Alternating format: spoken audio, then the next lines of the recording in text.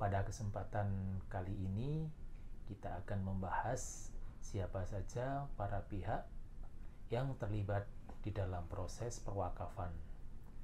Sebelum kita melangkah lebih jauh, siapa saja pihak-pihak yang terlibat di dalam proses perwakafan,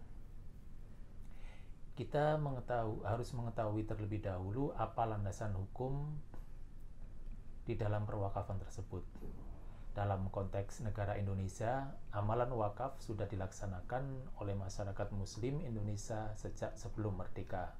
Oleh karena itu, pihak pemerintah telah menetapkan undang-undang khusus yang mengatur tentang perwakafan di Indonesia, yaitu Undang-Undang Nomor 41 Tahun 2004 dan Peraturan Pemerintah Nomor 42 Tahun 2006. Di dalam Undang-Undang Nomor 41 Tahun 2004, definisi wakaf adalah perbuatan hukum wakif untuk memisahkan dan atau menyerahkan sebagian harta benda miliknya untuk dimanfaatkan selamanya atau jangka waktu tertentu sesuai dengan kepentingannya, guna keperluan ibadah atau kesejahteraan umum menurut syariah. Kemudian pengertian wakaf menurut terminologi bahasa, kata wakaf berasal dari bahasa Arab waqafa yang berarti menahan, berhenti atau diam di tempat atau tetap berdiri. Kata waqafa yakufu waqfan artinya menahan harta untuk diwakafkan, tidak dipindah milikkan. Sesuai dengan definisi para ahli fikih, wakaf adalah melepaskan harta yang diwakafkan dari kepemilikan wakif setelah sempurna prosedur perwakafan. Kemudian, siapa saja yang terlibat di dalam proses perwakafan? Yang pertama adalah wakif, kemudian mauquf, di samping itu ada PPAIW, yaitu pejabat pembuat akta ikrar wakaf, kemudian mauquf alaih, dan yang terakhir adalah nadhir. Kemudian kita background satu persatu.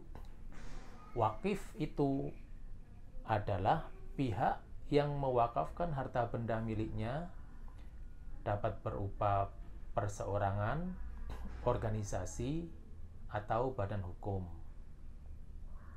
Kemudian apa sih yang disebut dengan mauquf? Mauquf adalah harta benda yang memiliki daya tahan lama dan atau manfaat jangka panjang serta mempunyai nilai ekonomi menurut syariah yang diwakafkan oleh si wakif.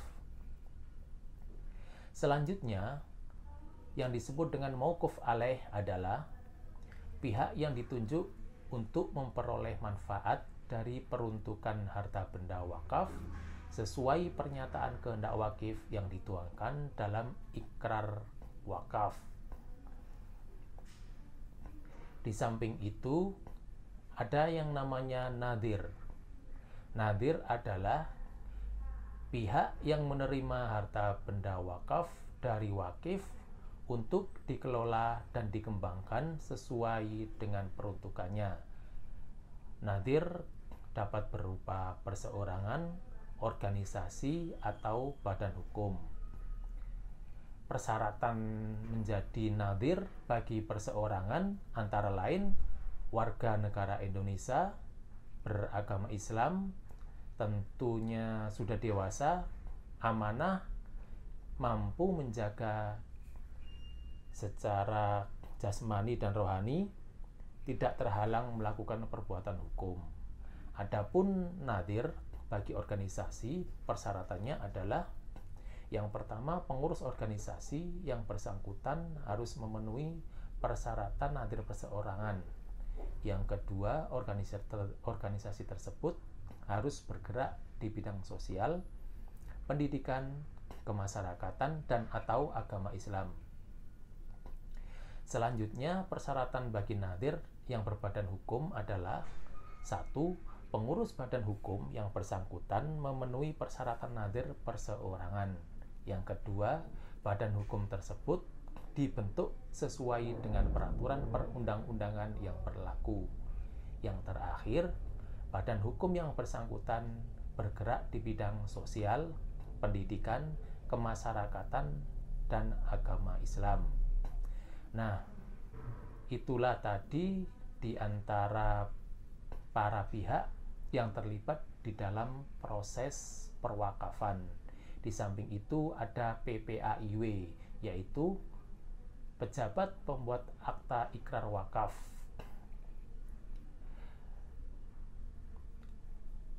Sekian materi pada pertemuan kali ini. Apabila ada yang kurang dalam penyampaian, kami mohon maaf yang sebesar-besarnya. Dan assalamualaikum warahmatullahi wabarakatuh.